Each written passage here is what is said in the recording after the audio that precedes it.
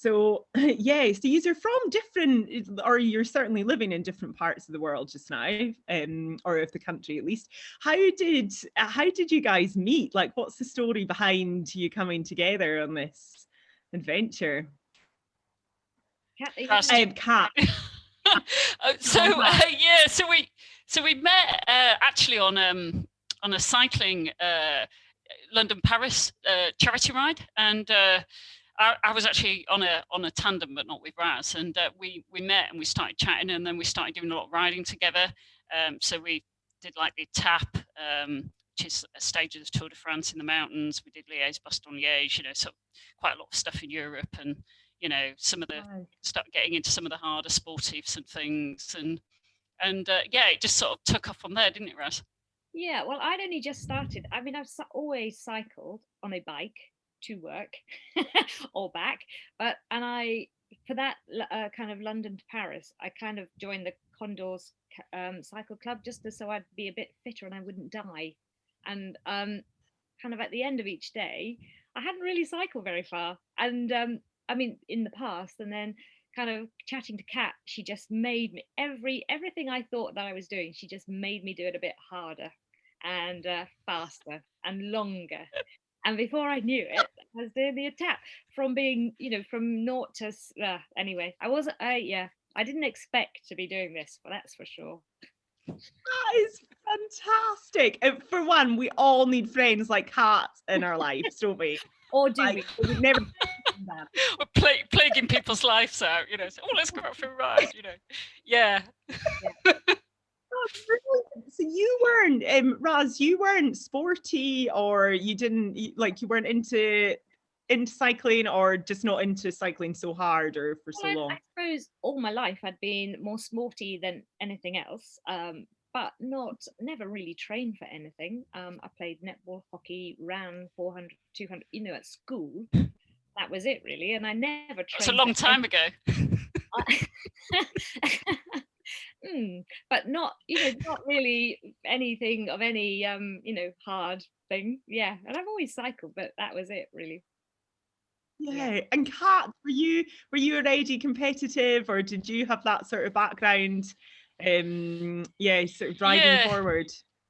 I used to run, so I used to run quite actively. So I ran for county, and I ran for the army. Actually, I was in the army for a little bit, and then I sort of did like I suppose the elite start at London Marathon and all of those sort of things, and then I started getting back problems, and I suppose I converted to cycling. I started cycling and just did it for fun really, and just to keep fit, and then I guess Raz and I met, and we started doing a bit more, and then it sort of morphed into, shall we cycle around the world? And why not on a tandem? And why don't we try and break the world record? And that's how it happened really.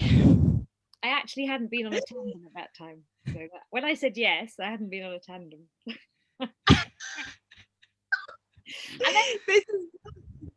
Do you know, you're just the perfect combination of like you, Raz, just being like 100% up for it despite never doing it, and Kat just being like 100% gun ho, like come on, I'm doing it and you're coming with me. It's just it's such cool. So the first time I did go on a tandem, we were doing the struggle in the Yorkshire Dales. We were doing that struggle on the Sunday, and on the Saturday I went out for a quick spin on the tandem. First time I'd ever been on it, and I thought, I'm gonna show Kat how hard I can pedal. Anyway, I did. I got tandem legs. Next day I couldn't walk, and I didn't know you didn't have to push that hard, but I was trying to show off, but I literally could not walk, could not get down the stairs. So painful. And then we did we had the struggle to ride, which is like, I don't know, it's 100 odd miles, and in every and I think it hits every hill in Yorkshire, including like Park Rash, which is really, really, really steep. So it's a bit of a nightmare. So you could hardly walk, So well, like, yeah. What can I say? But we did it anyway. I'm not surprised to hear that. Tandem legs, is that different? Is tandem legs different from any other like? I have never had any other legs before. Just tandem legs. Yeah. Oh wow! And is that just because you have to? Is that something to do with like you have to keep pace with one another? Well, yeah, but I was just trying to show off and show Kat how hard I could pedal. So I was pedaling for both of us, really, which was I didn't notice. So rude, so rude. Yeah, but you do have to keep pace with each other for sure, because you cycle at the same cadence. So it is a real team effort actually on a tandem. For sure. I bet, yeah. So you had this crazy plan. You were like, right, we've been riding a bit together now. Let's set out and try and break the world record. Now, from the sounds of it, it was always, I mean, you came in at, was it 263 days, knocking 20 days off the previous record that was held by the men's team, and setting the only female record at the same time. Yeah, it was 17 and a half days. Yeah, we knocked 17 and a half days. Right. Yeah. But we set off always intending to beat the men's record. That was the plan, wasn't it, really? Yeah. That's great. So even if it was an hour, you're like, this is and we've done the schedule really to beat them sort of, I mean, not them, but it, because it wasn't about sort of, because obviously we don't hold the men's record because we're not men, but we just set the fastest record ever. And we'd planned originally to sort of set it, beat it by sort of a day. But unfortunately, we were significantly ahead of our schedule, because if not, we would have been stopped by the pandemic, because if we'd have been sort of 2 weeks or so behind, we'd have been locked down in Spain, because we were, traveling through Spain, through Madrid, and they locked down very shortly after we came out of Spain. So fortunately, we just got back in time, and had we been on our original schedule, if we'd not been ahead, we would have probably would have just got stopped right at the end, unfortunately. So man, I remember speaking to you really not long afterwards. I just during and I just couldn't believe how close, obviously being there, like being someone that's been there and been that close to the end, and just like imagining something like this that would have been a total game changer. I'm sure there's loads of stories around that we can that we can chat about. I'm really interested in so you had two of you here doing the planning and getting to that start line. Now for me, setting off, getting to the start line was like the hardest bit of the whole challenge. It was, like getting the funds behind me, getting the sponsorship, getting all the kit, and just being fit enough, being in the right headspace for it. And was that still a challenge? I imagine it would still have been a challenge, but how big a challenge was that when there was the two of you? Well, I think that's the difference is when there's two of you kind of, the job's naturally divided between two of us. So Kat very much focused on the route, the planning, and those kind of strategic things, and I looked at the sponsorship and chatting and organizing time and space, and that kind. So it was we kind of naturally did different things, really. And I was buying the kit, and Kat was telling me what to buy, but it kind of worked. It just worked really well, and so a lot easier than for us probably than for you. Well, I mean, it's a big, I don't know. I guess it was a big sort of, I mean, I had to give up my job, and so I, so there's that big, and I'm sure you kind of went through something similar, Jenny, when you're sort of making that commitment to do something, but so that there was those sort of things, but we just got on with it, really. I think getting the route right was took probably the biggest chunk of time, and just making sure we had all the right kit, getting the bike built as well, because obviously with the tandem, it's it was a bespoke tandem. JD Tandems helped us with that, so really got to think carefully about how you're gonna, because it's a big, it's a really big bike, and we were able to take it apart and things like that for bits when we were actually flying and things. So there's quite a lot of work went into all that planning. Yeah, I couldn't believe it. That part of it, actually, you know, it was just I thought that I was used to going touring on my bike. I was used to, you know, living on my bike and traveling on my bike. And then all of a sudden I had to become an absolute kit geek. Like everything became hyper important. And yeah, it just like, you know, it's all left my brain now, thankfully. But there was a time there for about 9 months that all I could think about was blooming sprockets and types of carbon and what sun hub I was going to use. Did you use anything like that, actually? Any sort of specialist kit for charging and like keeping electricals on the go? I had a dynamo hub. Did you have solar or a dyno? Or We had a solar panel on the back, and that worked reasonably well. We didn't have a dynamo because Kat will be able to explain. But we had 48 spokes, and you can't have a dynamo with that many spokes on the bike.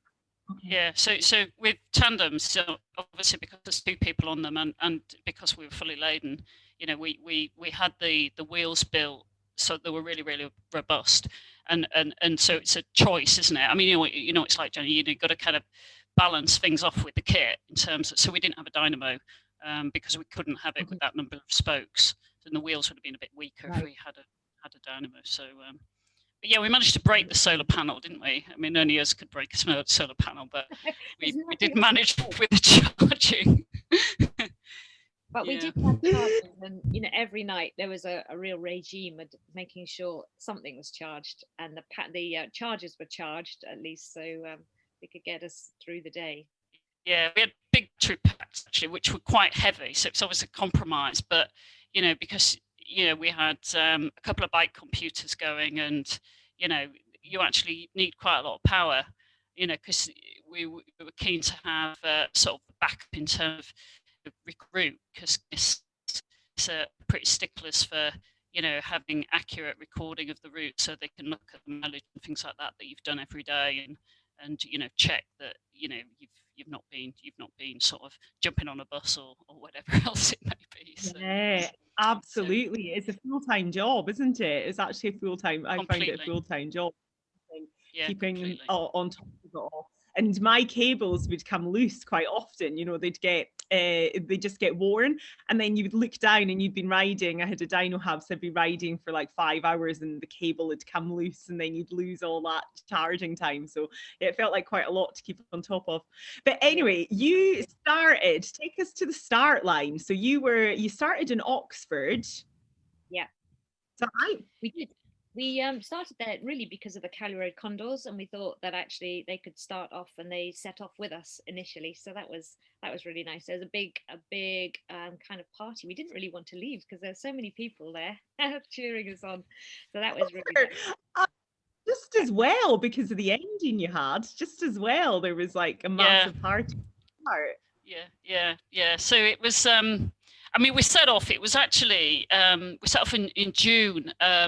2019, right in the middle of that heat wave, actually. I mean, the whole story was punctuated by kind of extreme weather, actually, or fires in Australia and monsoons in India and Southeast Asia. But we actually had that heat wave in Europe when we set off, and it was something like 35 degrees as we were going through France. But yeah, we did a different route to you though. So we kind of took the coastal route, the sort of holiday route, as opposed to the really hard sort of let's cycle through Russia and China route. So so ours was a bit different to yours for sure. You went hardcore, Jenny. We went holiday route.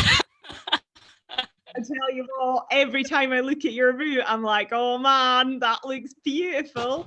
Kat, talk us through the route roughly, to give folk an idea of in case they've not seen your map. So we set off from Oxford, and we went through France to the sort of French Riviera, then Italy, down the Croatian coast, so Slovenia, Montenegro, Albania, Macedonia, and then into Greece. Then from Greece we went to Istanbul. So from Istanbul we went over the Bosphorus and carried on through Turkey into Georgia. And we finished the sort of first leg in Tbilisi. And then from Tbilisi we got a first flight and we went to India. And from India, from Mumbai, we went around the coast of India to Calcutta, and then we went over the border into Myanmar. From sort of Mandalay down through Thailand, Malaysia, and into Singapore. Then we got a flight to Australia, to Perth, and then we went across Australia to Brisbane. And then from Brisbane, we went to New Zealand, we went sort of South Island, North Island, and then to the States, from San Francisco to Miami. And then we flew to Casablanca, and so up through Morocco, Spain, France, and then back to the UK, which was 18,263 miles. I think it was about 25 countries we went in total. Wow. So, I mean, you ticked off everything. You ticked off like the best touring route you could have ever had, plus you got the world record. Now, I met Raz not long after I'd come back down in was that Bath? It was Bristol. Were you in Bristol? Yeah, it was Bristol. Yeah. And I remember you telling me about the route, and I could not get my head around what you were saying, because I was in like my mode that was like, no, you need to go on like the fastest road you can. You don't want to be flying, you don't want border crossings. And I was just in this mindset that like, oh no, this is like what you need to do. And I couldn't get my head around what you were telling me. But I think I was still in that mode. And then afterwards, when I actually looked at your route, I was like, this is far nicer than my route. It was lovely. It had its moments, but it was really lovely. Yeah. So we're getting we have a question about the route here, and about whether it's whether Guinness do you want to talk through the Guinness rules, Raz, or Kat, whoever can remember them, because there isn't actually an official round the world route. You just have to tick some things off. So you do have to go in the same direction from west to east, or east to west, but you have to stay going in the same direction. You have to do a minimum of 18,000 miles. You have to have the same bike. And I'm really happy to say you have to have the same two people on it, because otherwise you'd have found a faster person on the back. So you have to have the same two, and you have to stick to that. And you have to pass by two, what are they called, Kat? Those points, the Antipodean point. So, kind of opposite sides of the world. Within 5 degrees. And the evidence you have to keep is phenomenal amount of evidence that we kept. Every day you had a logbook. We had a spot that people followed. We had Wahoo. We had Strava. We had people signing the logbook where every stop, every single receipt, photograph and video, 10-minute video of every day. And anything else we could find as evidence, and photographs, loads of photographs. So it's phenomenal the amount of evidence you need, isn't it? You see, there was two of us again. You were having to deal with all of that, and I had we realized after the first week that there's no way we could manage all that kind of scanning and stuff. So we scanned it, but we then sent it to my brother, and he was brilliant. And actually, he spent about an hour or two each day uploading the evidence to Guinness, because otherwise we would have just been coming out of our ears evidence. Yeah.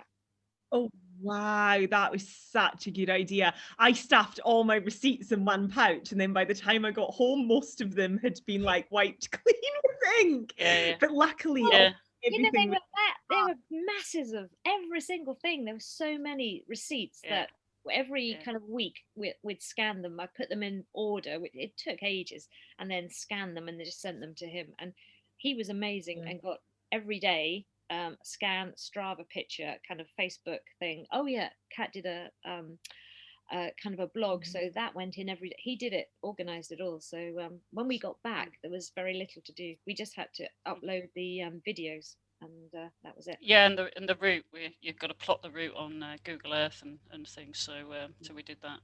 But I mean, we got to the point with the receipts where it was like extra weight. We're not just carrying this extra weight. We've got to get these things scanned and in the bin. So it's a big bag full of receipts. Yeah, so And many. it's a massive headache out as well. So we've got another question in from Hippie that was asking, it's worth clarifying the rules, the self-supported rules. So these were changed a few years back, where Guinness used to stop the clock when you got to airports. So it was only your ride time that was available. Did you know that? It was only your ride time that was included. That's funny. I didn't know they changed. No.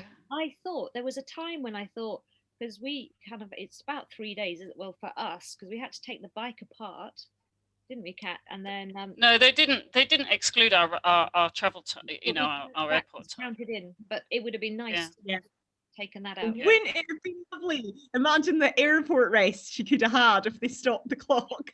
We just camped out in the airport. Because we didn't really have much rest, for sure. We didn't, we weren't sort of having rest days or anything like that. I mean, it stopped really to fix the bike. Yeah. So you're in Europe really quickly. You get over to Europe then, and tell us about sort of daily life. How did you sort of find your systems, and where were you finding to sleep, and it took me a week or two. Yeah, I mean, I think every country is a bit different, and you get into a different rhythm as well. But I think, through Europe, and really, I suppose, right until we got to Georgia, we camped. So we were riding all day. So you've got to find food in the morning, and then you ride and you eat, and then you ride and you eat and you ride and you eat, and then you stop and you have to obviously get some food. Find somewhere to pitch the camp. Probably cook something. I wrote a daily blog, which we put on Facebook, which hopefully, if you want to read it, it's under Tandem Wow, and it's sort of the blog of the story, really, which I tried to bring some humor into it, because there was normally something funny that had happened, and then we planned the next day's route. So we were riding, probably minimum of 80, maximum of sort of 100 plus a day, and so we would then look at where we were going to try and aim to get to the next day, and then we'd work out the route for the next day, and then sleep, and then repeat, basically, and and that was it for the whole duration, really. And so Kat was doing the blog, and Rads, you were doing the next day's planning. Is that right? Nothing, just sitting there. Yeah, filing on the tandem. No, she's doing that in the back. So rude. So I did all the photographs for the day. So we kind of put the photographs with the blog. So I edited all the pictures every day, and the videos, and we did short videos and blogs, and to kind of add to the blog. Yeah, so I did that, and then we looked at the route for the next day, really, and uploaded it onto the. Brilliant. And when you say you look at the route you already had the route planned, didn't you? But were you looking for where you might stop, or where you might find resources? Yeah, so we'd plan each day from the previous evening, because you'd sometimes try and push your mileage a bit, and so you couldn't. I mean, what we didn't do is we had sort of the route, in very broad terms, sort of planned out, and obviously there was a quite a detailed route that you have to submit to Guinness, but we pretty much stuck to that. But on a day-to-day basis, we hadn't said, right, day one we're going to ride to here, day two we're going to ride to here, day three, we just sort of followed the routes, but planned out how far we were going to get each day, because it depended a little bit on the circumstances, and but we just set some minimums, that we had to ride sort of a minimum of 80, irrespective of the sort of conditions or how hilly it was, and that was if it was an 80 day, it was kind of it's only an 80 day sort of thing, and then if it was 100, then that was you had to make a bit more of an effort, really, but so it just depended. When I was listening to your talk, it was like you just never stopped, because I was saying to Kat as we were going, talking about you, and saying when we finished, when we had done our miles and we'd camped and put the tent up and things like that, then we finished and we ate and we would sleep, and then we'd kind of get up the next day. But you never seemed to do that. You just carried on, you sleeping standing up on your bike. You never slept. And it was so, it was so nice. It did feel like a kind of an extended holiday for us, really, because we cycled and then stopped and then just kind of ate and relaxed. Yeah. But you didn't do that. Well, I mean, our record, it wasn't as taxing as yours, because riding on a tandem, it's a very different sort of rhythm of riding, and it's quite. But the record we had to beat. I mean, I'm not saying it was an easy record, because it was tough. Don't get me wrong, but we didn't have to ride. I mean, we rode into the night often, so we were often finishing. It was quite dark and it was quite late, but we weren't riding overnight like you were riding. I mean, we didn't do that. We paced it. But remember, we were quite I didn't have placing it. But remember, I didn't have the pal to get the crack with. What would I stop for? Like, if I had my mate with me, no way I would have ridden all night till 2 a.m. No way. So in terms of when you were planning to sleep for the night, and it sounds like you mostly camped, were you getting other accommodation, or what sort of places? Because I was looking for lots of shelter that was around to sort of hide out in, but drain pipes. You slept in drain pipes. We slept big in ones though. big ones. As we were cycling, we were saying, we could stay there. We'd see a big drain pipe and say, let's sleep in that. So, Jenny, there. Yeah, we'll sleep there. No, we camped most of the way, all the way down through Europe. But when we actually broke a tent pole, but we left the tent in Georgia, and then we weren't going to camp in Asia anyway. And then we got new poles and the tent sent to Perth, and we picked it up again. But we stayed in America. We stayed in motels, some really, really dodgy motels. Dodgy hotels. Yeah, and some very dodgy hotels and motels, really obviously very cheap. And we camped in America too. It was pretty cold because it was winter when we went through America, but in India and Asia, it was it was monsoon, but India. The thing about India is that you've just mobbed. So you've got loads of people following you all the time.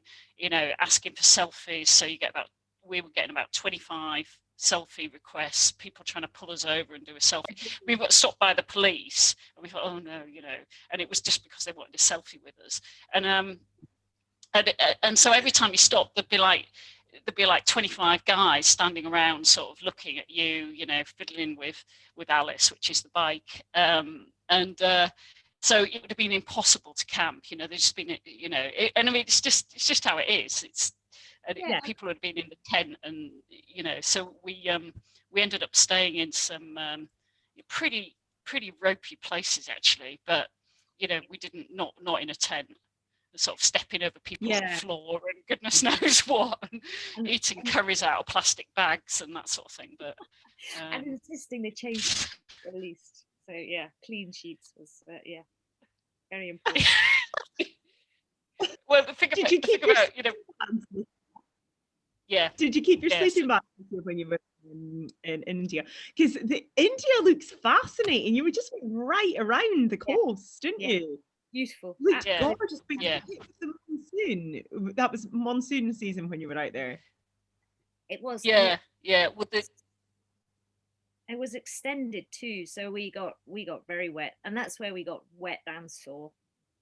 We just got really bad saddle sore in India.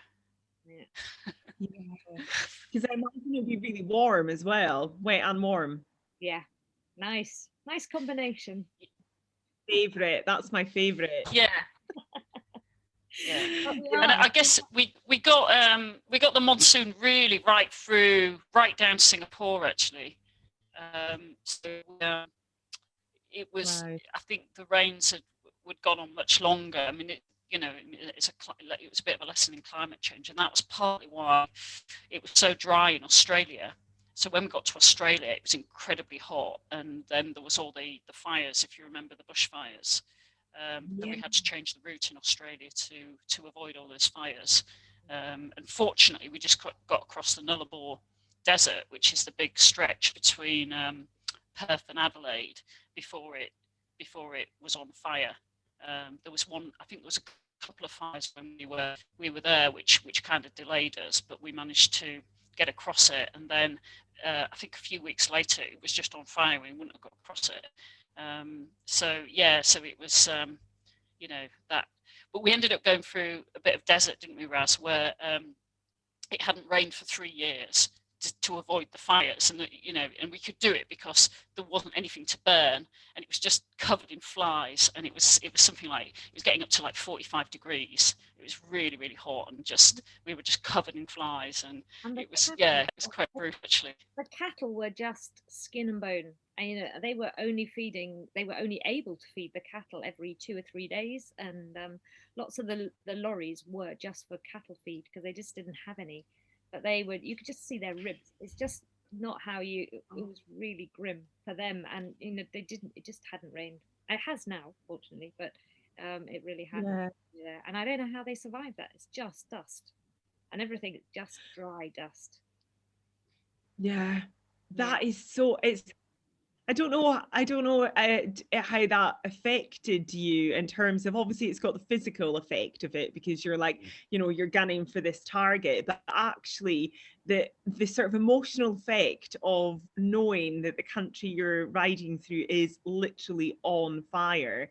Yeah. I mean, I had a little bit of that when I was over in Canada, and it really got to me, like, your perspective on it, and your challenge and the privilege of your challenge, and then there's actually people and animals and really, really suffering. Yeah, and we stayed with a farmer, somebody who was following us, and she said stay with my parents, and but best not ask to have a shower, and they just didn't have any water in the taps, and you just take all of that for granted. You just turn on a tap at home and water comes out, and they didn't have any. So you could kind of fill a mug and wash and things, but they just didn't have any. And how they'd survive for years, and there wasn't any prospect of rain, and it's extraordinary.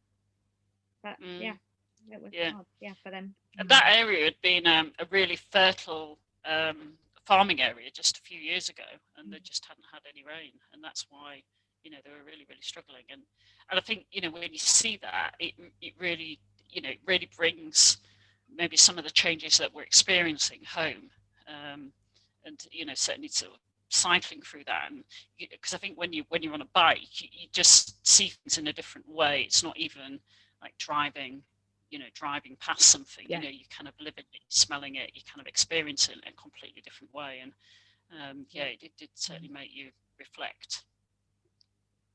Yeah, and just even your interactions, you need people, don't you? You come into little towns and villages, and you have to interact with the communities, and in a way that you wouldn't if you were in the car. You're much more vulnerable, and you sort of need that interaction. I always think it's a little bit like you're a human camera, just like getting snapshots of the world as you're sort of traveling through it. And you can never go that fast. I certainly can't go like that fast on a bike, so it's not like you're missing, I'm not riding with my head down and missing things. It is literally perfect speed. If you're walking, it's too slow. If you're going in a bus or a car, it's too fast. And if you're on a bike, you see it all, you feel it all, and it's just the perfect speed on a bike, I think. Yeah. I tell you what, I crossed the Sorry, Kat. No, sorry, you go on. Yeah, you crossed the Nullarbor. No, I was just going to say I crossed the Nullarbor in the dead of winter, so it was like there was no flies, there was plenty of rain. It was like the wettest winter they'd had. Everywhere I stopped were like, we never see rain like this. It's like, oh great. Glad you're getting it now. Because as we were crossing, the water butts there would be a water butt, and we'd think, oh, fantastic weekend, and they were empty. All of them were. Yeah, everything was empty. Yeah. To buy bottles was so expensive because they had to have it shipped in, so they didn't take kindly to us filling our water bottles in the bathrooms. Yeah, Wow. I mean, the lullaby, you know what it's like. I mean, the distances between anywhere you can stop, you know, are pretty long, aren't they? You know, because so we were carrying lots of water actually to get over the Nullarbor. It was one of the places we had quite a serious mechanical as well, which was 7 hours at the side of the road trying to fix the bike, covered in flies, you know, really hot. You know, so fortunately, some people stopped and actually gave us some water. Because if we hadn't, we would have run out of water. So you know, it was Ooh, tell us about quite an the experience. mechanical. What was the mechanical?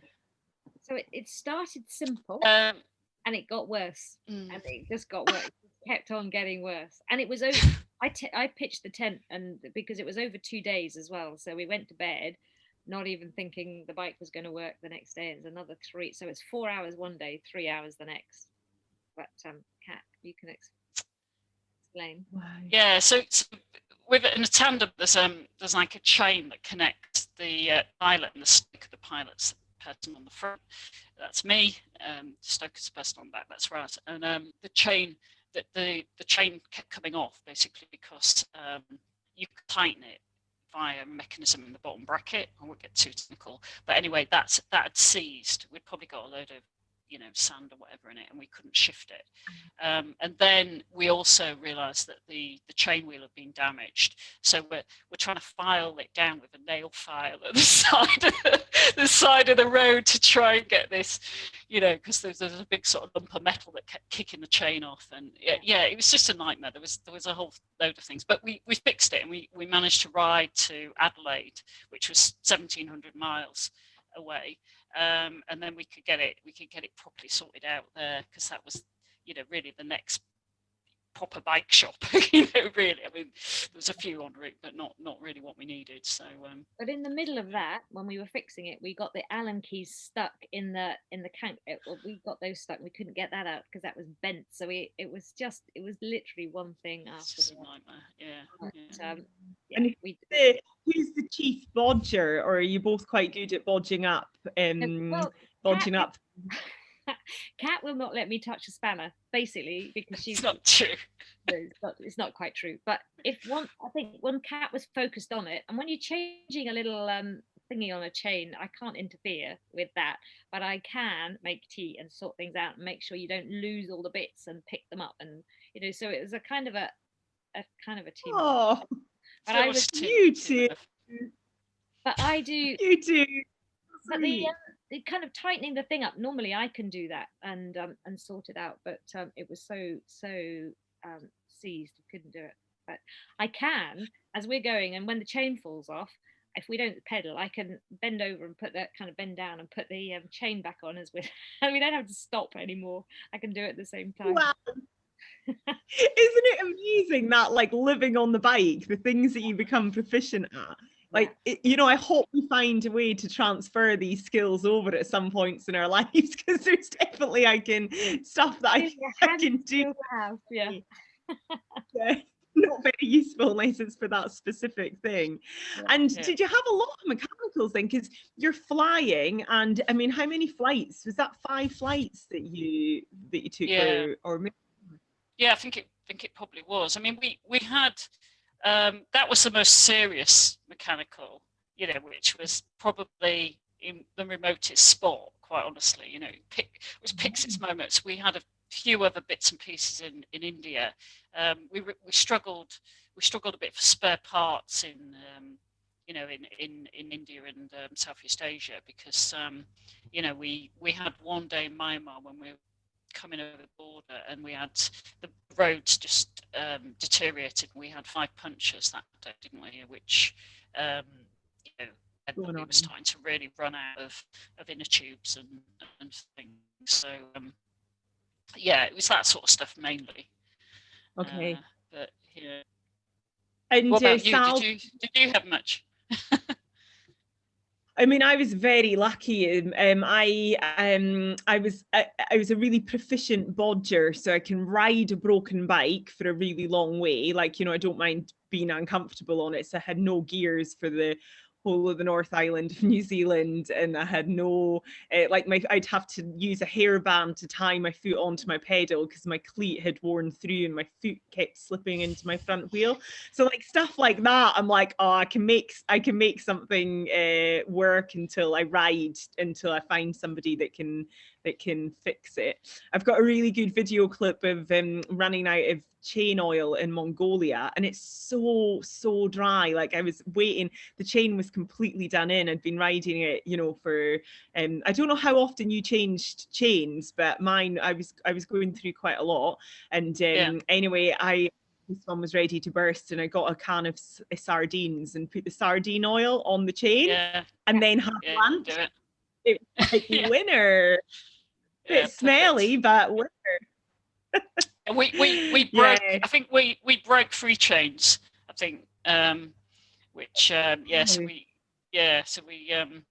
but we were carrying a spare first chain with us, so we could, and then we just, when we could get to the next place we could get a chain, we'd just kind of carry some spares with us as well. So, but I don't know about like bike shops all around the world. I was just like, you know, that local bike shop thing, like what absolute angels they all are. Just brilliant. And they go the extra mile for you. You know, when they're shutting, they'll stay open, and they'll fix stuff, and they'll do everything. They were so nice, some of the shops, bike shops. Yeah, I just found that as well. It was just like, I obviously appreciated them, but I thought that they were really, really lovely because they were in my hometown and because I knew them. And, you know, and then I was like, oh my God, to have a bike shop, you have to be this nice. That's incredible. All around the world. Yeah, and they gave you bits. And so you talked. Yeah, exactly. They give you bits off other bikes just to get you going. And yeah. So you talked a bit about the flies there, which sound horrendous. Out in Australia, did you have many sort of wildlife moments, or with the animals an issue? Somebody mentioned the monkeys in India. Did you have anything happening? We saw them, and you know, it was lovely. And Cat is a amazing demon twitcher, so I now know every species of bird, because Cat can spot them 100 miles away. And you know, there's this and that. So I learned how to determine a falcon between so we did a lot of bird watching as we went, which was good. And we saw turtle, you know, so many different birds. Unfortunately, the most of them in Australia were roadkill on the side of the road. Yeah, a lot of roadkill. Yeah, in Australia.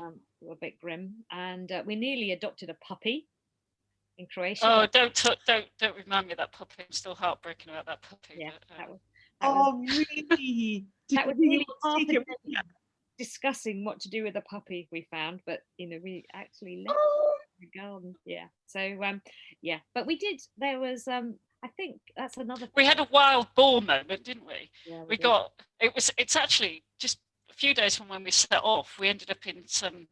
So this at this point we relied on Google Maps and just never do it. Basically, we ended up in some off piste in some forest, and it was getting quite dark, and there was these wild boars running about. So Raz got a rape alarm out in case these wild boars came anywhere near us, and she was sort of sitting on the bow ready with this rape alarm to scare these wild boars off. So that was it. That was the nearest you needed to use my rape alarm with a wild boar, nobody else. Oh, brilliant. Oh man, I was like, you sound like you were quite brave with the whole animal situation. I was terrified of almost everything I saw, and I had no idea I was going to be. Like the kangaroos freaked me out, obviously the bears freaked me out, like the bison freaked me out. Just like, oh, I'm the only person in Alaska that doesn't want to see any wildlife. Yeah. Well, I mean, the bears should freak you out, really. I mean, I guess that, you know, they're sort of. I mean, I guess, you know, we saw. I mean, a lot of the stuff we saw in Australia was actually roadkill. I mean, I've never seen so much roadkill actually. Oh, And we saw dead camels at the side of the road, and wombats and kangaroos, and I think that was partly contributing to the flies, because there was all this sort of. So I mean that brought it, that kind of brought it home. But no, we also saw some wonderful sights as well, some beautiful wildlife. We saw, so lots of different birds. But yeah. So it was. Do you know what really? What like I've got so much respect for your ride and the way that you did it and the experiences you had. Like when I spoke to you after you came back, you were just buzzing and gunning for more, and you could have kept going, and it's like, whoa, it's just so cool. But the fact and the bit that really gets me every time I think about it is like the dynamic between you. You've got this beautiful friendship, and you can see it in the way that you interact with one another. And when I'm out riding and pushing myself to that, I become like to that limit. I become like maybe a little bit crazy after a few days. And I couldn't imagine being with another person like day in, day out without feeling like really claustrophobic or something. It just sort of grating on me. But you seem to. How was that? Yeah, just tell us how that dynamic sort of worked. Raz, do you want to go first? Okay, I was going to say, don't ask Kat, because she'll have a completely different answer. Yeah, I think it's just don't ask her. Don't ask her. I think it was brilliant. I think you can't.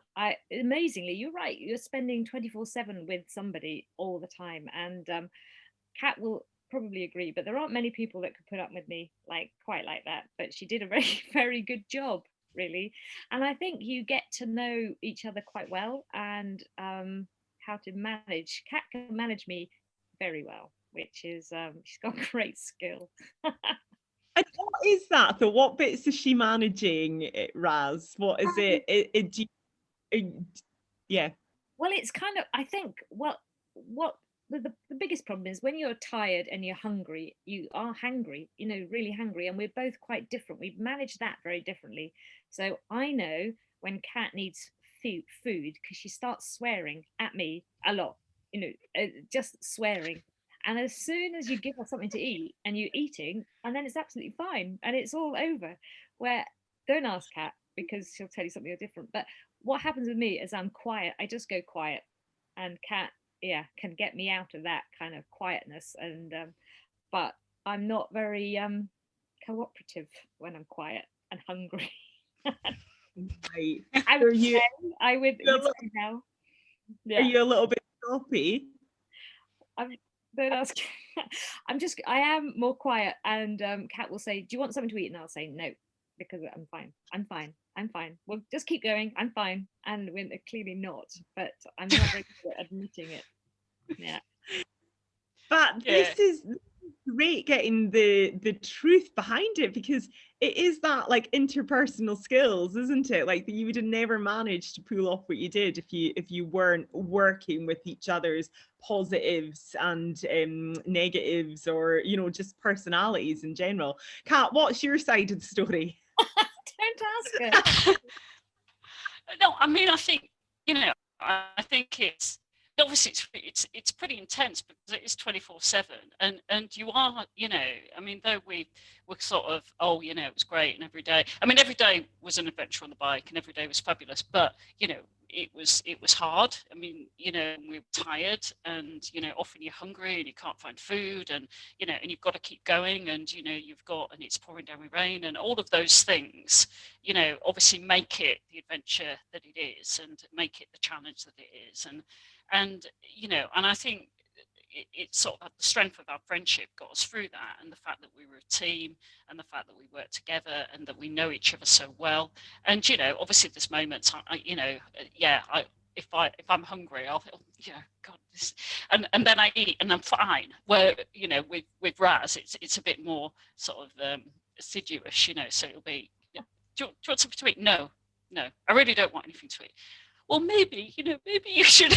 And it's that sort of, but that was a very small part of it. And, for the most part, we kept each other going, and, we just sort of, it was just a fantastic experience. And that is, That's so obvious. It's so obvious when you're chatting and you're telling your stories and when you're interacting with each other. You know, you can tell that the bond and the friendship and the laughs came above everything else.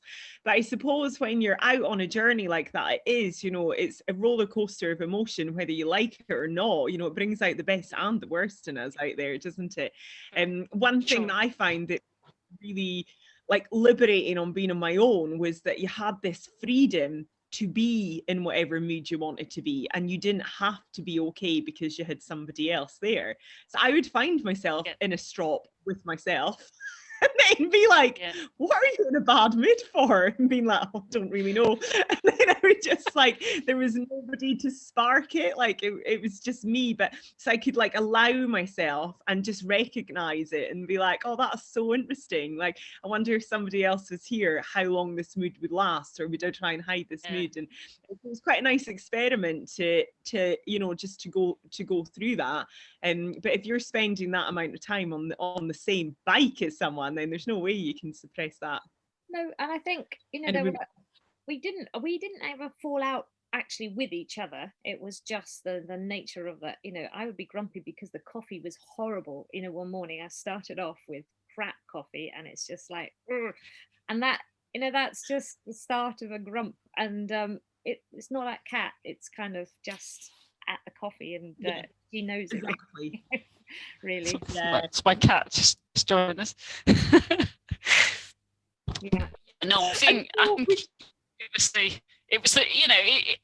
you know, it's hard. You're both in the same situation, and you think, well, what an absolute privilege it is to be doing this, and you know, meeting some amazing people, seeing some amazing countries, and you know, just being on the bike every day. And I think, though you have obviously those ups and downs, you know, you then come back to what it is that you're doing, and you know, who it is that you're doing it with, and you know, and you basically get on. And there wasn't, as I say, there wasn't a day that we ever, you know, that we didn't want to get on the bike and we didn't want to ride, and there wasn't, you know, there was never a moment when we said, do you know what, I just want a day off, or you know, it just didn't happen, because you know, it was just fantastic. I mean, just totally just getting on the bike some days with the sore bottom, and it took about a few minutes to kind of meld back to the saddle until it's kind of numb enough to ride. But other than that, it was I look forward to kind of the next. It's just kind of going on and on and on, and I love that. I love not having just to do a little circuit and coming home. It's just lovely going on and on and on. I mean, there was one day on the Big Sur when you'd been throwing up all night, and I'd been all right, and you know, we sort of had this discussion, you know, well we could stay here, and you know, you could stay in bed, or we could just get on the bike and see how you feel, and anyway, we ended up getting on the bike to see how you felt, and Rachael always say, knowing that we'd never go back, you know, but I tell you, if you don't feel good, we'll come back. You know, we'll stay here. You can come back if you don't feel good. And I'll go, okay. And knowing full well, Kat never turns around, even when I had to stop on the bike to be sick on the side. But actually, I did think I was pedaling quite hard and normal and quite well. But actually, clearly not having eaten and not having any breakfast and not being able to eat anything, I had no energy. So Kat had to cycle herself up the Big Sur with me on the back. But I was trying. I thought I was, but clearly not as hard as it was quite a hard day on the bike. Yeah, put it like that. So did you have many days like that? Did you have many days of being ill, or was that just the one time in America? Was that? That was one time in America. We were fine all the way through India. We were ill the day we left Myanmar into Thailand, and that was a bit of an epic that day, because we'd had a bit of a nightmare where we'd had the 5 punches I mentioned, and then we ended up staying in this really sort of village where we hadn't planned to stay, and there was a storm and all the power went out, so we hadn't really had any food, and then we set off, and we had another puncher, and we had to get over the border, and it was a really, really hilly area, and identified somewhere we were going to stay, and then it didn't exist because we looked on the map, and so it was sort of 11:30 at night, and we had a slow puncture, and I was feeling really sick. So it was actually the right way around, because you were feeling sort of D and V, but fortunately I had the V, and Raz had the D, and that's the right position on the bike, because any other combination is not good when you're at the front and the back.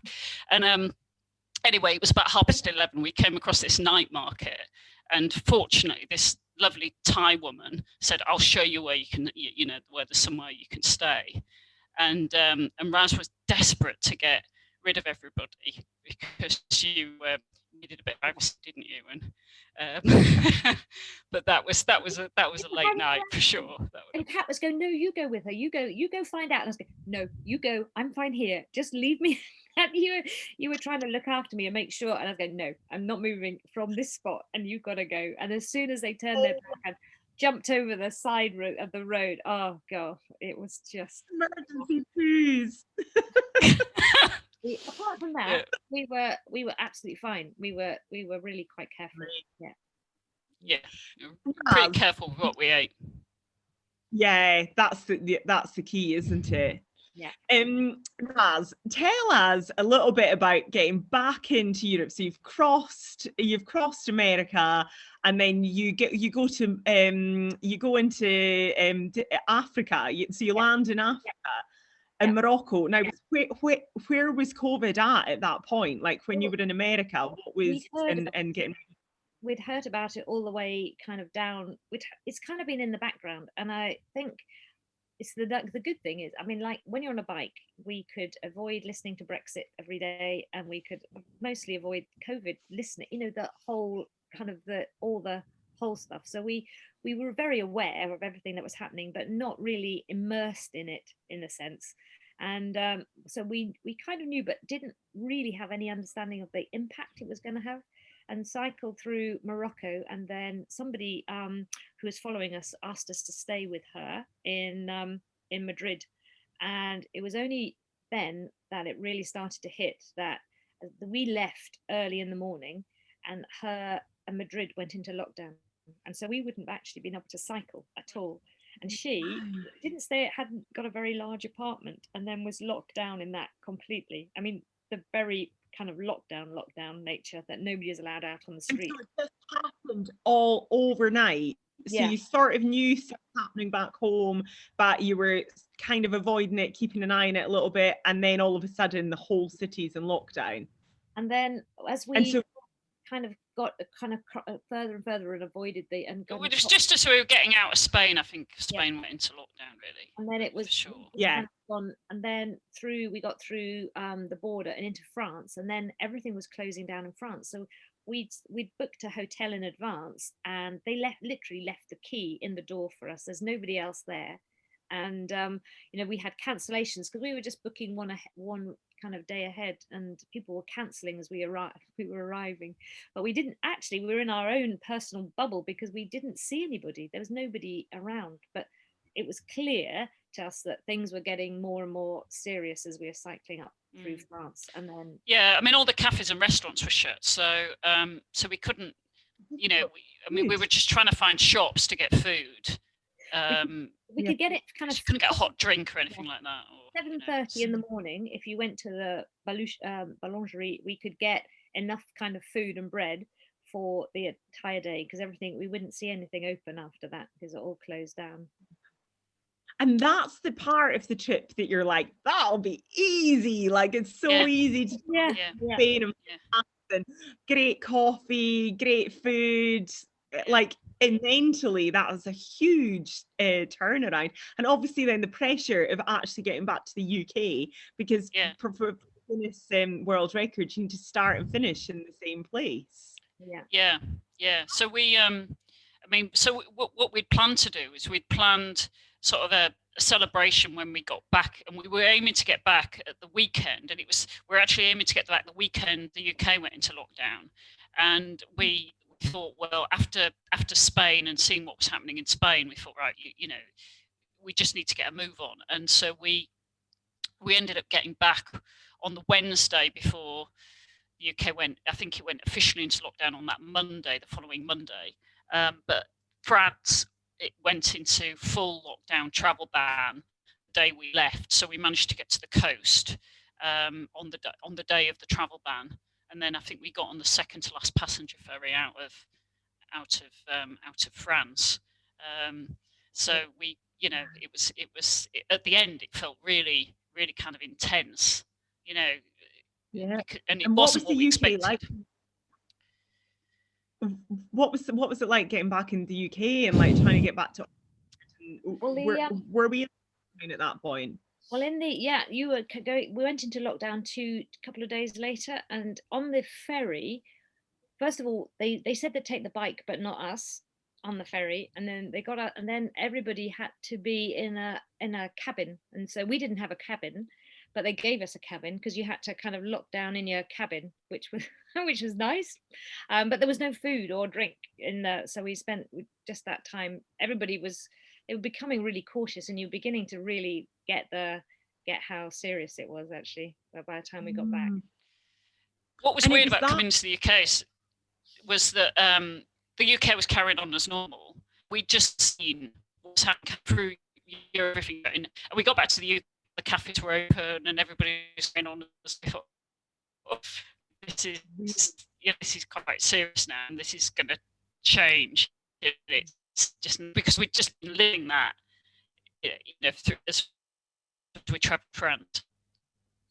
Wow, and we'd still not caught on yet, like still not, people were still out and about, and it was such a weird mindset, wasn't it? Everyone was like in half panic mode, nobody had a clue what was happening or what was like. I just remember it was very different, although it's awful now, but it's still that sort of shock of it all was there at the time of lockdown, wasn't it? Like we'd never experienced this before. When we were seeing, and so did people manage to meet you to come in? Like, do you still have your welcome party? A bit, yes. I mean, yes. Everybody made a lovely effort. I don't think it was raining too, but there wasn't as many people. But there were. It was nice to get back. There were definitely. It was quite special. It was nice. But, I mean, it was lovely that people, but it was also people were the warning was sort of getting out there about congregating in groups and things. So it wasn't the party we had in mind. We were due on things like breakfast, and all of that was cancelled because the only news was the pandemics. We kind of got back. It was a bit of an anticlimax in some ways with this party and and etc. And of course we literally locked down. So we from all that from on the bike to being in lockdown, and you were back at work, weren't you? Perhaps within a few days. Wow, what a shock to the system. Well, I got back and I was going to take a month off, and I was back less than a week, and the profs that I work with were saying, "What are you doing tomorrow?" And I'm going, "Oh, nothing, I'm back, it's lovely." And they said, "Okay, we've got a Zoom meeting." And I was like, "What is Zoom? Never heard of Zoom." And they were all talking about PPE, and I had to say, what's PPE? What's this? I don't know. It was all so new. I had no idea. And now, of course, we live and breathe it. So yeah. And just going from that feral way of life, going from that, like living so minimalistically and just, having all that time to think and to just be, and then all of a sudden you're like surrounded with people wanting things in a panic in a pandemic. Yeah, it's quite a lot to take on. We have got a string of questions that I've not been able to get through. Can I start asking you them? Yeah. Because I'm conscious that there's one here from Ruben, who is age 9. Here we go. Ruben says, okay, Raz, this one's for you. Did you have a haircut during your journey when you were away? Kat did a lot of haircuts because clearly she has to look beautiful, and had lots of haircuts. I had a bit of a fringe cut, and when Kat had I asked the hairdresser if they'd give me a freebie fringe as Kat was having a haircut, but I grew my hair quite long. Brilliant. So, Kat, you were going to actual hairdressers. You didn't just have a. You didn't just have a pair. I got my haircut. Yeah, I mean, you know, because it was driving me nuts. So I thought, right, I'm having my haircut. It's got to come off. Yeah. So it did. But yeah, it was a bit of a short back and sides. I'm afraid it wasn't. It wasn't a salon experience, I don't think. Yeah, when we say hairdressers, it's like yeah. like imagine it properly. Oh, brilliant.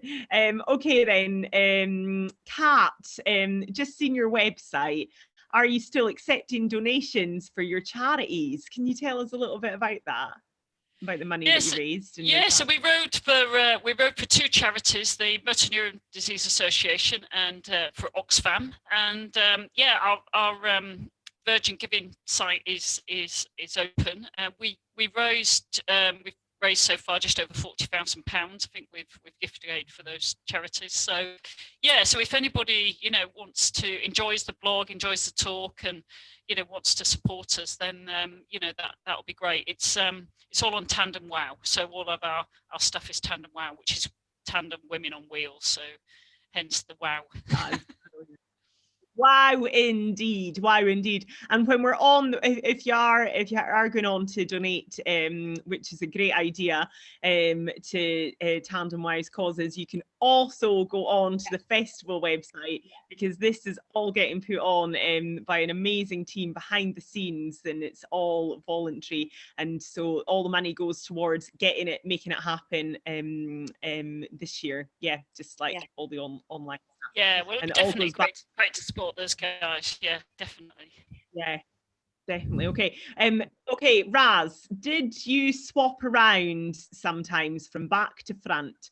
And if so, how did you change the setup position? So the short answer is no, because Kat doesn't like going on the back. Very much so. She hyperventilates if I'm driving, so that's not good. That's not good. So, but actually, having said that, I'm clearly a lot taller than Kat, and our saddles everything was set up. No, I'm not actually. I'm a little bit shorter than Kat, but our setup was so precise that we weren't gonna change around, and actually we were quite good where we were in the position, so we didn't change. Sounds like you had it absolutely dialed. Is there, Kat, was there any point in the journey where you thought that you might not make it? And how much were you driven by the record? Reading about Mark Bowman, he had to be completely focused on the road. Now, Mark's story is one of focus for sure. I've just finished his 80-day book, and that is an insane amount of focus. Oh my goodness, I could not have walked away from like coffees that quickly as he did. He was on it. But yeah, so yeah, was there any parts of the journey that the record was touch and go, or you weren't sure if you were going to be able to complete it?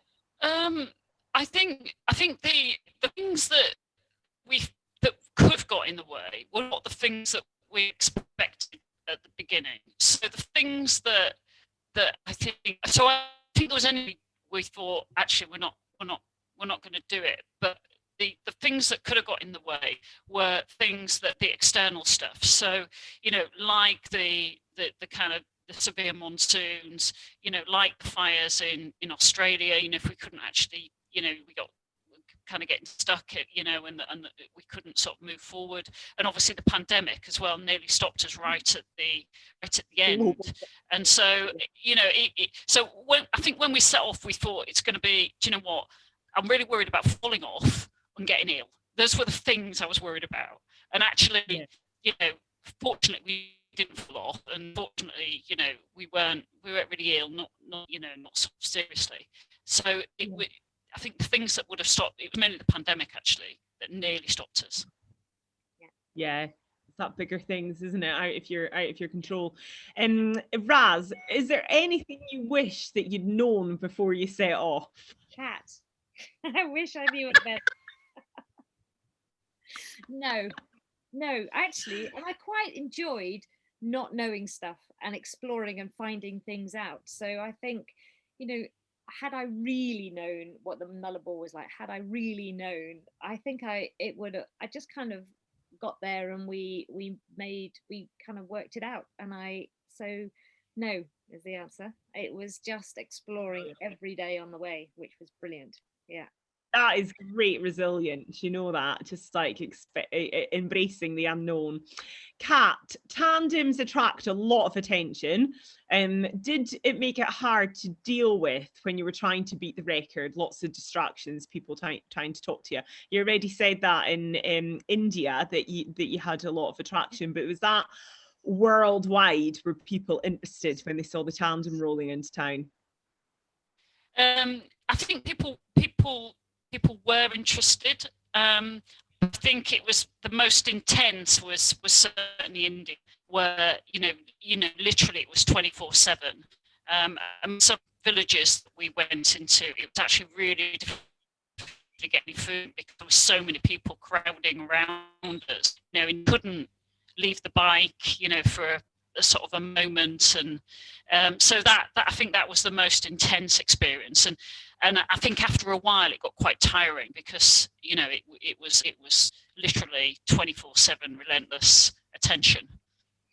Yeah, that's it. No getting away.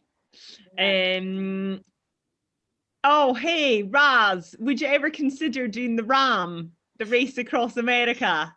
If I was wealthy, we talked about this, about doing it. I'd love to get a team, but I haven't. It's so expensive. But yeah, no, I would definitely do that. If anybody would do it with me, don't listen to Kat. Really? I should put everybody off. But it's an expensive thing to do, I think, generally. That's so interesting. So you'd quite happily do the fully supported kind of way. You're like, yep. Yeah, it'd be great, wouldn't it? Oh wow! Yeah, I don't know. It doesn't feel to me at all, like not in the slightest. I just think, imagine how hard you would have to go if people were supporting you.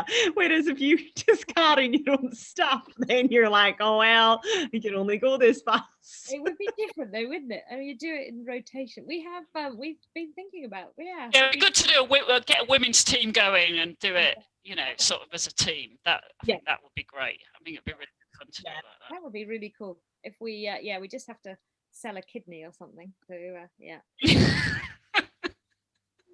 on my first child. Your first child. Yeah, keep hold of the kidney. Like if you've all right. Yeah, no, just sell the firstborn. Yeah.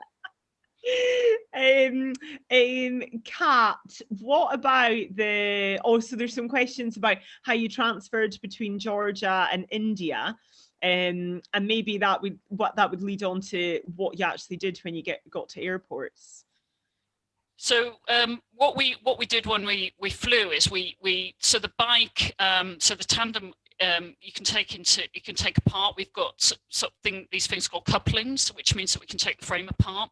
So what we'd do is we'd find a bike shop, we'd find a couple of bike boxes, all of which sounds very simple, but it can be a bit of a chore actually.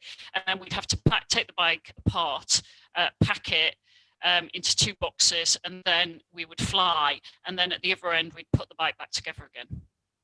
Okay. Yeah. Great. And that's when you flew from Georgia there, did you? Yeah, we flew from Georgia to India. It was, we couldn't have got through Iran because as Brits we wouldn't get visas for Iran. And then there's certain countries that we were just mindful that it might be quite difficult traveling as 2 women, particularly in a pair of shorts and lycra and things. So we were just sort of mindful about, which countries we went through to. Yeah, that leads on well to the next question then, Raz. There's somebody on here who has, just trying to find her question. So she's thinking, here we go. Edward Davies, thank you for the incredible talk. I'm considering doing some unsupported solo tours. What are your top safety tips for other ladies? Thank you. And so would you give anything different to another lady as you would to a single, like your firstborn? Was your firstborn a son? Because I used to think about it quite a lot. I'm like, am I doing anything different that I'd recommend to my boy Lachlan? I think you probably, Jenny, could answer this question better, because I think, being a solo cyclist, I think when I've been cycling with Kat, I'm very mindful that she is a kind of a top hostage negotiator, so it would get me out of trouble. And I kind of, when you're cycling with two of you, you don't have the same worries as cycling with one, because I just thought, Kat will fight them off and she'll sort everything out. So I assumed it was going to be fine. So, but if I was on my own, Brilliant. I think I'd be more cautious. I'd be certainly more careful.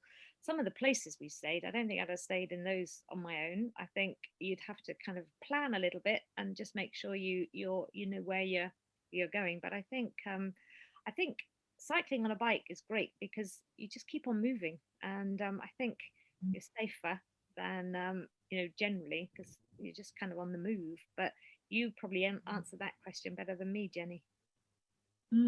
No, I think you're right. A lot of it comes down to like, in your gut when you don't want to be in a place, don't you, or when you don't trust the situation. I would sometimes, if I was traveling places at night, particularly there was a section of Russia that got quite full on for the way that men were approaching me, and it wasn't actually Russians, it was men that were traveling through there with their cargo, and it wasn't threatening, it was just really, really forward in a way that that we're definitely not used to in the Western world. So there was quite a lot of straight talking going on. So I would like tuck my, if I had my ponytail in or whatever, I would tuck my hair away, and I would just not stop in busy places. I was like, I just want to be a figure that is cycling on past, so I'm not drawing any attention to myself. But I used to think, actually, if Lachlan, my boy, was coming out riding here, I wouldn't want him stopping there in the middle of the night either. This isn't because I'm a woman, this is because I'm a solo traveler, and you don't want to draw attention to yourself some places at certain times of the day, especially. So I think that for me, but I traveled through fairly liberal countries, that I wasn't going to be treated so like, there wasn't a thing with there wasn't any issues with women's rights and stuff like that in the country. So I guess that's when I would put more thinking into being a female specific. And I think this similarly, actually, we were, as I say, France, we were going through really kind of easier countries in that respect. But we were mindful of where we were, and we were sort of just did have to be careful at times, but it didn't. I don't think we were anywhere where we felt really threatened. I mean, there was a village in India where I think it was I don't think the idea of women cycling, we wear in shorts, and and obviously you've got to be respectful of different cultures and things. So quite keen to sort of move on. It was quite clear they didn't really want us around, but it didn't. I don't think it ever felt particularly threatening. I mean, what we experienced really was kindness all around the world, and people, genuinely trying to help and support you, wherever you were, really, which was lovely. I mean, it really restored your faith in, human beings, actually. Yeah, for sure. Oh, that's lovely. Let's finish it off with one other question, which I absolutely love, from Kate. She says, who's going to keep the bike? It comes apart. I've got the back half, and he's got the front half. Simple. Do you actually? Do you keep your own half? Yes. No, not really. No, we don't.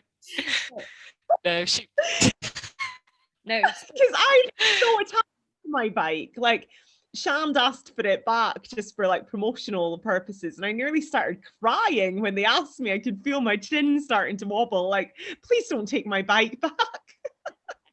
No, it's in London at the moment, but we're gonna cycle it again shortly. So when we can actually cycle together, we'll go out on a ride or two. But yeah.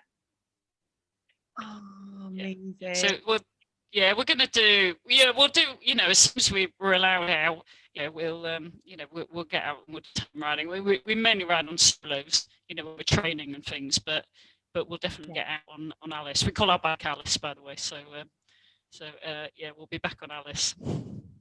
That's brilliant. Oh, do you know what? It's been fantastic chatting with you. It's been really nice to get just get the time to hear about your adventures, and a lot of the way that you've done this. Thank you so much. And we wanted to congratulate you tonight for something really incredibly special, and your film being released, which is utterly awesome. And it's playing as we speak, and you're here with us. So we can't thank you enough, actually. So yeah, thanks for that. It's fine. I've seen it before, Rachael. So I know how it is. Yeah, but definitely check Vancouver Festival. Everybody get the link and watch it. I'm sure it's absolutely brilliant. I'm looking forward to seeing it for sure. Yeah, thank you. Yeah, it's on at Vancouver Mountain Film Festival for the whole of February, so it's part of the adventure package, and then I think you've got like a whole month to watch it after that too. So it's called Eastbound, and it's my delusional diaries from going around the world. What happens when you've not got a mate to speak to? Basically, speak to your phone. Yeah, you should see our videos. You should see Cats. It's so funny how you get with it, and you're like, oh god, it's just me in a bus stop speaking into my phone. This is ridiculous. Anyway, yeah, but that's all right. Where you were talking about the toilet roll, in the flicker of your eye, the side of your eye, you saw the toilet roll. Yes. Well, I did a similar thing I was walking down Oxford High Street. I thought a pigeon was flying at me, and I went flat on the floor. I wasn't even cycling all day or night, flat on the floor, and I realized that the woman was flapping a piece of paper, and I just thought I had to get a grip. I really had to get a grip of my fear of pigeons. Is this a fear of pigeons? Yeah, I thought a pigeon, but it was a piece of paper. Yeah. But I saw your toilet roll. Frightened you. I thought it's the same thing. Yeah. So Raz is referring to a clip. I was hiding from the bears in Alaska, and I was talking into my phone in like a trucker's toilet at like 2 a.m, and I was like whispering because I was really frightened of the bears. And then I just saw this flap out of the corner of my eye, and it was like toilet roll, but I'm in this toilet thinking that I've just locked myself in with a bear. I'm like, and it's just that split moment that your brain takes a little bit of time to think, no, that's just a toilet roll flapping about. It's fine. Yeah. No. Oh, brilliant. Well, thanks to everyone for joining tonight, and like there's loads and loads and loads of comments. It's absolutely amazing. And yeah, for coming along to the festival, which has been an incredible lineup. We were speaking to Laura earlier on, and I think it sounds like the recordings are going to get put onto YouTube at some point as well. So if you miss things, then you can catch them up there. And there's a great weekend ahead. The Timmy Mallet is on Sunday night. That is the biggest curveball of my life. I'm a big fan. You ride a bike, Timmy Mallet? Apparently, I don't think Laura would let him on if he didn't. Yes, Laura said yes, he does. That's fantastic. Yeah. Yeah, I heard that he's a big bike tourer. Awesome. Yeah. So that's great. Check it out. Bye. Fantastic. Well, yeah, I've been chatting. It's going to be a great talk. Oh, that's from Graham. Lovely. We'll be there. Yes, we'll be there. And remember, remember these can pop along and make a donation to the festival for all the amazing work that Laura and Tim and Graham and everyone does. Yeah. Yes. Thank you. Great. Thank you. We didn't practice this bit. I'm not very sure what to do now. Feels a little bit weird just leaving. I think we just say good night to everybody, and thanks for listening. And if you want to read the story, then check out the blog on Tandem on our Facebooks.